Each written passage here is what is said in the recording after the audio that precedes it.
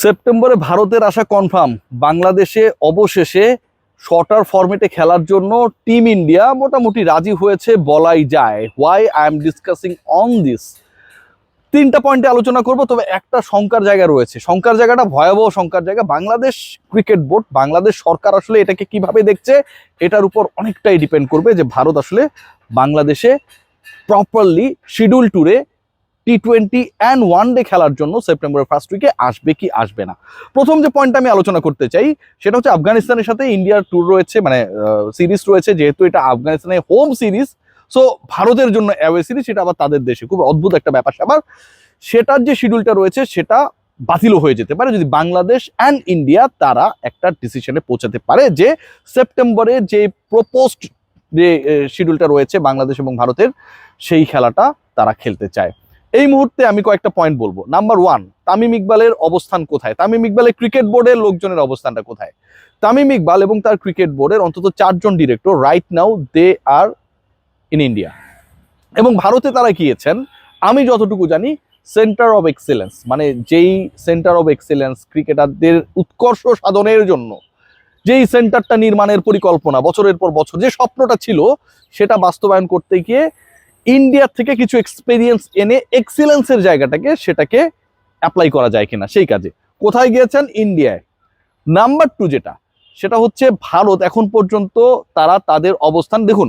এর আগে ভারত যে গত বছরের অগাস্টে বাংলাদেশে এসে খেলবে না, সেই ব্যাপারটা কিন্তু ভারতীয় ক্রিকেট বোর্ড, ভারতীয় সরকার আগেই জানিয়ে দিয়েছিল যে তারা ওই সময় অপারক টু প্লে বাংলাদেশের এগেনস্টে ইন বাংলাদেশ, অনেক আগে জানিয়ে দিয়েছিল। এবং তারপরে তারাই ডিসাইড করেছিল যে সেপ্টেম্বরের যে সময়টা, যে শিডিউলটা রয়েছে, যেখানটা একটা ফিক্সচারে ব্ল্যাঙ্কস রয়েছে, সেখানটায় বাংলাদেশের বিপক্ষে তারা শর্ট ফরম্যাটে খেলবে। এখন যেই ভারত এর আগে জানিয়ে দিয়েছিল, এবং সেটা জানিয়ে দিয়েছিল হচ্ছে সেই অগাস্ট আসার আরো অনেক আগে, অথচ 2026-এর অগাস্ট এসেছে, প্রপোজড যে ফিক্সচার সেটা হচ্ছে সেপ্টেম্বরে, আর মাত্র কদিন পরেই। তারা এখন পর্যন্ত তাদের কোনো অবস্থান ক্লারিফাই করে নাই যে এবারও তারা খেলছে না বা খেলবে না, এরকম কোনো কিছু না। বরং যে ডিসকাশনটা চলছে, যেই আলোচনা চলছে, Tamim Iqbal what he said, তিনি বলেছেন যে এই ব্যাপারে তার কাছে প্রপার কোনো আপডেট নেই। কারণটা তিনি প্রপারলি বলেন নাই, বলতেও পারেন না, এরকম একটা বড় মস্তিষ্কে। কারণটা হচ্ছে পুরো আলোচনাটা হচ্ছে গভর্নমেন্ট টু গভর্নমেন্টে। বাংলাদেশ সরকার যতটুকু আমি জানি এখন পর্যন্ত দে আর ভেরি ইগার যে ভারতীয় ক্রিকেট দল যেন এখানটায় এসে বাংলাদেশের সাথে সিরিজটা খেলে, এবং ভারতীয় সরকারও যেহেতু সরকারের call, they are also very eager, they're very keen to allow their team to visit Bangladesh. এই দুই গভর্নমেন্টের মধ্যে বাংলাদেশে ভারতের এই বাইলেটারাল সিরিজ ওয়ান-ডে অ্যান্ড টি-20 তিনটা 6টা ম্যাচকে কেন্দ্র করে কোনো ধরনের আপত্তির জায়গা নেই। কিন্তু থাকে না যে ধরেন মানে প্রেমিকার সাথে প্রথম দেখা হয়েছে অনেক দিন পর, না যে আপনি যাকে চাচ্ছিলেন তাকে পায়ে গেছেন, শুরুতেই ওই মেয়েটাও আপনারা পছন্দ করছে, কি শুরুতে এসে আই লাভ ইউ বলবে? একটু সময় দিতে হয়। বাংলাদেশ আর ভারতের যে কূটনৈতিক প্রেম আর ক্রিকেটীয় প্রেম, সেটা জোড়া লেগেছে অনেকদিন পর, অনেক বিরহ, অনেক বেদনার পর, না অনেক চোরাই উতরাইয়ের পর। সে এই যে ভালোবাসাটা ক্রিয়েট হয়েছে, কেউ কাউকে আগে আই লাভ ইউ কইতে চায় না, কারণ কেউ যদি বলে আই হেট ইউ বা ভেবে দেখবো ব্যাপারটা, এইরকম ব্যাপারটা আসলে কেউ নিতে চায় না। সো আমি যতটুকু জানি বাংলাদেশ গভর্নমেন্ট, যতটুকু জানি ভাই, আমার কাছে 100% আপডেট আছে সেটা আমি বলতে চাই না, Bangladesh government they are in a position, তারা একটা অবস্থায় রয়েছে যে যেহেতু এটা সরকার, মানে সরকারের পরিবর্তন, সরকারের সাথে সরকারের সম্পর্ক, এগুলোর উপর নির্ভর করে এই ট্যুরটা, এই সিরিজটা বাংলাদেশে এসে ভারতের খেলাটা ঝুলে গিয়েছিল।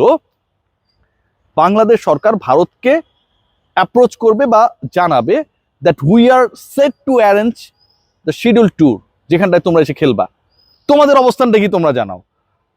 এন্ড আমি যতটুকু জানতে পেরেছি যে Indian cricket board and the government they are also waiting for that, যে বাংলাদেশ সরকার কবে তাদেরকে এই অফারটা করবে যে আসো আমার ঘরে ঘুরে যাও, ইলিশ খেয়ে যাও।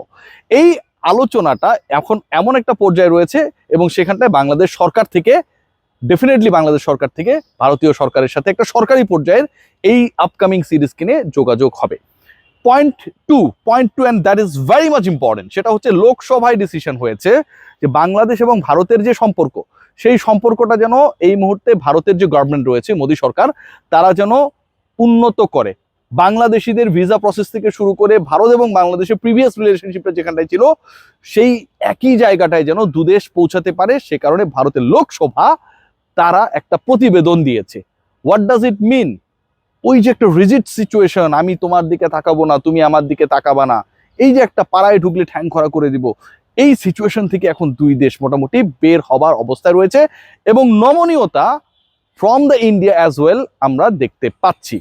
শঙ্কার জায়গাটা কোথায়, এবার সেই আলোচনাটা করতে চাই। শঙ্কার জায়গা ভাই, এটা বিশাল একটা ইগোয়েস্টিক জায়গায় এই প্রবলেমটা ক্রিয়েট হয়েছে। গতকালকের ইন্ডিয়ান মিডিয়া যদি আপনারা ফলো করে থাকেন, আমি একদম প্র্যাকটিক্যাল আলোচনা আপনাদের সাথে করছি, আমার কাছে কোনো বক্তব্য আমার নিজের মতো করে না।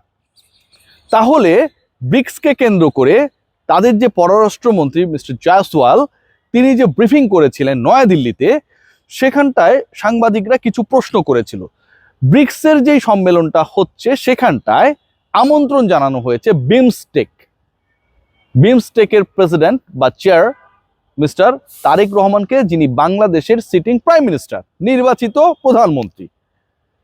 জনাব তারেক রহমান বাংলাদেশের প্রধানমন্ত্রী এবং বাংলাদেশের প্রধানমন্ত্রীকে আমন্ত্রণ পত্রে ভারত যেই চিঠিটা লিখেছে ব্রিক্সের সম্মেলনে বিমস্টেকের চেয়ারপারসন তারেক রহমানকে, চেয়ারম্যান তারেক রহমানকে যে আমন্ত্রণ পত্র পাঠানো হয়েছে, সেই পত্রের মধ্যে তাকে কর্ডিয়ালি অ্যাটেন্ড করতে বলা হয়েছে, তাকে যাবার জন্য অনুরোধ করা হয়েছে, বা যেভাবে আমন্ত্রণপত্র লেখা সবই লেখা আছে, কিন্তু তাকে সম্বোধন করা হয়েছে জাস্ট মিস্টার তারেক রহমান এরকম করে। তিনি যে honourable prime minister of this state, বাংলাদেশের যে একজন নির্বাচিত প্রধানমন্ত্রী, ধরেন নরেন্দ্র মোদীকে বাংলাদেশ কোনো একটা আয়োজনে গেস্ট হিসেবে আমন্ত্রণ জানিয়েছে, আমন্ত্রণপত্র পাঠিয়েছে, সেখানটা যদি জাস্ট শ্রী নরেন্দ্র মোদীজি এটুক লিখে, এটা কিন্তু ডিসগ্রেসফুলি ট্রিটমেন্ট। এখানটায় কি হওয়া উচিত ছিল? Honourable prime minister of Bangladesh mister Tarique Rahman, but ওই অনারেবল প্রাইম মিনিস্টারের জায়গাটা দ্যাট ওয়াজ ব্ল্যাঙ্ক। এবং এই প্রশ্নটা গতকাল ইন্ডিয়ান জার্নালিস্টরা তাদের পররাষ্ট্রমন্ত্রীকে মিস্টার জয়সওয়ালকে নয়াদিল্লিতে করেছিলেন এবং তিনি সেটা এড়িয়ে গেছেন। এখন আপনি বাংলাদেশের প্রধানমন্ত্রীকে আমন্ত্রণ জানাচ্ছেন, তিনি তো বিমস্টেকের চেয়ার, কি কারণে? কারণ তিনি বাংলাদেশের প্রধানমন্ত্রী, যিনি প্রধানমন্ত্রী হবেন তিনি সেটার দায়িত্বে থাকবেন ডিফল্ট, অথচ আপনি তাকে তার প্রপার ডেজিগনেশনে সম্বোধন করছেন না। It's totally a disgrace for our prime minister, right? এই ইগোর জায়গাটায় বাংলাদেশ আসলে কিভাবে রিয়্যাক্ট করে, that is also a very important point, যেটার উপর ডিপেন্ড করবে হোম অফ ক্রিকেটে ভারত এবং বাংলাদেশের আপকামিং সিরিজটা হবে কিনা।